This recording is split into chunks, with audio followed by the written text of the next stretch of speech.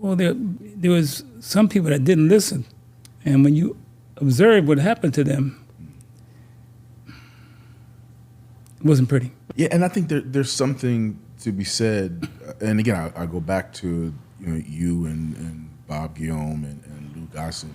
There's just there's something in the way you carry yourself that people just know not to fool with you, not to take you for a fool, not to disrespect you, and again, being able to carry that throughout this industry, throughout your career, is huge, and also certain that it's cost you at the same time, right? And I think that's why that integrity and dignity are oftentimes the first thing to go, because people are trying to get ahead. Yeah. People don't want to lose out on opportunities. Well, you're totally right. I was in one show where, I think it was Kojak, I forget, where they dress up as a pimp, wearing high heel shoes and da-da-da.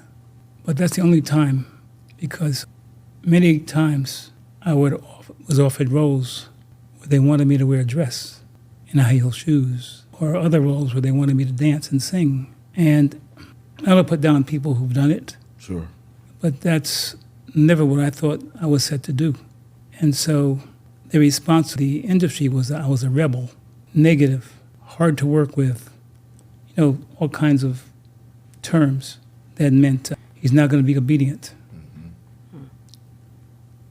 So you have a choice, there are consequences to standing up for yourself, not bragging or anything, but just being who you are and who your parents were and your grandparents and the people that you're representing with your presence. The industry considers that madness. What are you talking about? It's nothing to do with your family or your mother, your father. That damn dress on like we told you.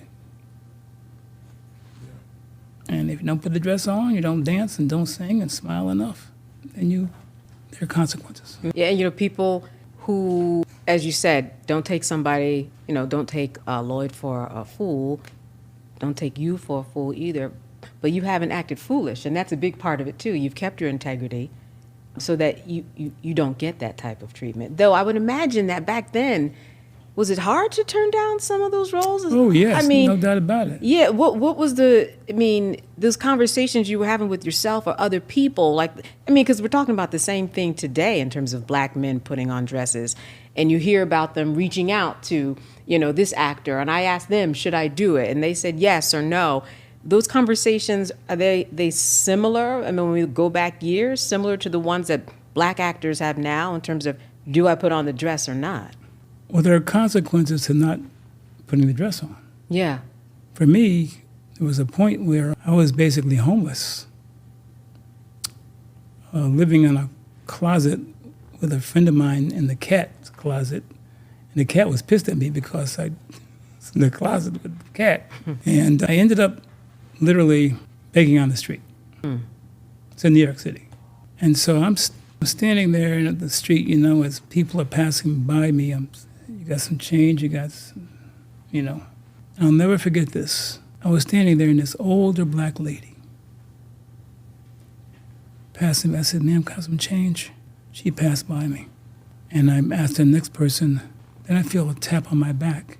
I turn around, it's the same older black lady. She looks at me, she says, son, do your mama know you're out here doing this? Never begged again after that. Like you said, the power of what your parents teach you. God sends you things, Sure. And people think I overstate this, but without God in my life, I wouldn't be here. I was in a plane crash. We crashed in the ocean. I don't swim.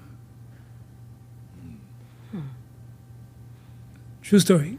And so I hit it was called Panorama Tours where I'd gone on vacation in Hawaii because I was just so exhausted. I was working hard, I needed to get away. And so it's twin engine plane, it's called an island hopper, goes from different islands. So we're going from capital Maui the plane crashes, and the pilot hits the tail first and then the front of the plane. And there's a scar right here in my face, the seat in front of me. And I'm out, but it sounds real strange. But some consciousness or something rose above, and I could actually see myself sitting in the seat from this consciousness. And I woke up like this, and this physical body said, because I don't swim, and the water's come up in the plane, well, Bill, you always want to know how you're going to die, now you know. Then this consciousness came back, and the pilot said, out of the plane, get in the wing, get out of the plane. I said, Thank you for tuning in to Not All Hood. Please remember to like, comment, subscribe. Do all you can to follow us. You will not regret it. Make sure to join the conversation.